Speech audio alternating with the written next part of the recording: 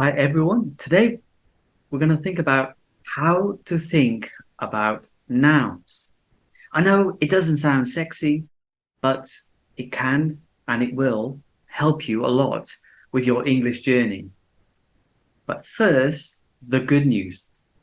The good news actually is fantastic news for you as language learners. There is no gender in English.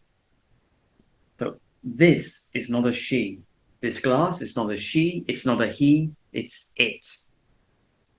This is not a he or a she, just it. And this also is it. Therefore, you have a lot to be grateful for in English.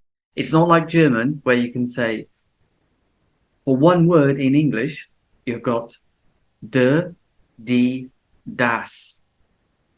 English, just one word, the. And in German, that's just the start of the story. It gets more and more complicated as you go into it. English, in that respect, is very simple. But there is a fundamental difference between some nouns in English. And when you know this fundamental difference, English will come a little bit easier. And you will start noticing when you're listening or when you're reading what the two main categories of nouns are in English. Any guesses? If you said countable and uncountable, then you're absolutely right. So that's the fundamental difference between nouns in English. And it's important because you can use certain language with countable and certain language with uncountables. So let's have a quick look at some countables. Okay, the fundamental difference, what makes a countable countable is that you can put a number directly in front of the noun, like in this table. So I'll read out some examples. 5 tables, directly in front of the noun. 3 cats, 6 men. So that's the fundamental difference. Countables, they have 2 forms. You can have a table, a window. It's also possible to have an sometimes, so an orange, an egg. So that's the singular form. So and an is a replacement for one. It shows that there's one of something. Therefore, it's countable. And countables, they also have a plural form. So as in tables, windows, cats, trees, oranges, eggs. These all take an S. S is the most common way to make plural in English. There are some irregular ones like people, men, women. So they don't take an S, they take a different form. Okay. And what about uncountables? Uncountables, the important thing with uncountables is that you don't use in front of them because remember, is a replacement for the number 1. So you can't put in front of uncountable nouns. You also can't put a number. So you can't have 5 golds, 3 metal, 20 water. But I know you're thinking, but what if I want to buy some gold? I want to know how much I'm buying. So there must be a way to count these uncountables. And you're absolutely right. So here is how we count uncountables. So we need to use some kind of unit. So you can see with gold, often gold is counted by ounces. So ounces of gold. If you're very rich, maybe you could say kilograms of gold. You can also have bars of gold.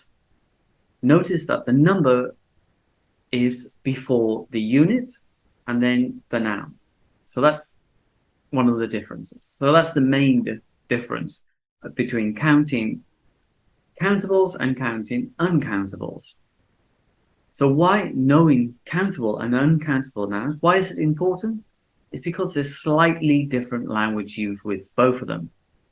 So here are some of the differences between countable nouns and uncountable nouns. So as I said previously, you can have or an in front of a countable noun. but not an uncountable noun. So you can have a table, an apple. Is used with both countable and uncountable nouns. And I've got two examples with the sentence starting with there's. And notice the difference. So there's a table, there's gold. There's an apple, there's silver. Are is only used with countable nouns in the plural form. There are girls, there are boys. So the is used with both, but sometimes it's also used with the plural form for countables. So the girls, the boys, these would be pointing out a specific group of girls or a specific group of boys. You can also have my, your, his, her, its, their in front of both countable and uncountable nouns. So you can tell a noun if you got my in front of it. Okay, you can use no as well. So, but for countable nouns, we usually use the plural. No girls, no boys. This and that, there's no difference between them. But these planes, those tables, these, something close to you, these and those, shows that there's more of one of these things. So it is two or more of them. Okay, a couple of is a different way to say two of something. So you can't have that with uncountable nouns because there's not two of them. A few is a low number. So I only had a few ideas about how to improve this. A few elephants. So a low number of ideas, a low number of elephants. But with the uncountable nouns, you use a little. So it's a low amount of something. A little rice.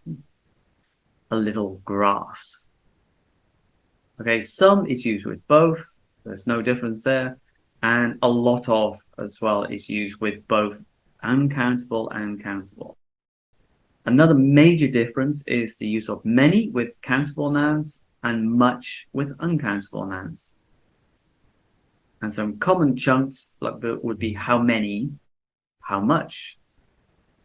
So how many ideas, how much water. And another common one is in negative sentences. So there aren't many trees. So it's a low number of trees. There isn't much rice. It's a low amount of rice. There isn't much rice left. We need to buy some more. Okay, and in the construction, too many, you need a countable. So too many apples, too many girls. And uncountable, too much love, too much health. And here we got counting uncountable nouns. So you need some kind of unit to count uncountables. We've got a piece of gold, a nugget of gold, an ounce of gold, have a glass of water, a drop of water, a liter of water. So a liter is like a measurement. So a lot of measurements are used with uncountable nouns. Okay, and the last part is with every. So if you see every, you will know whether it's countable or uncountable, because with countable, every is directly in front of the noun. So every girl, every boy. Same with each idea, each elephant. But with uncountable nouns, you need that unit there. So every grain of rice. He had every grain of rice, every blade of grass. Each cup of coffee is made with love. And not enough. With countables, the plural form is used, not the singular form. So just to recap, the great thing about English, there's no gender. And the most important thing in English when it comes to nouns is to know whether you're using a countable noun. And countable nouns have two forms. A singular form, like a cup, or a plural form, cups. And uncountable nouns, they just have the singular form gold, silver, coffee.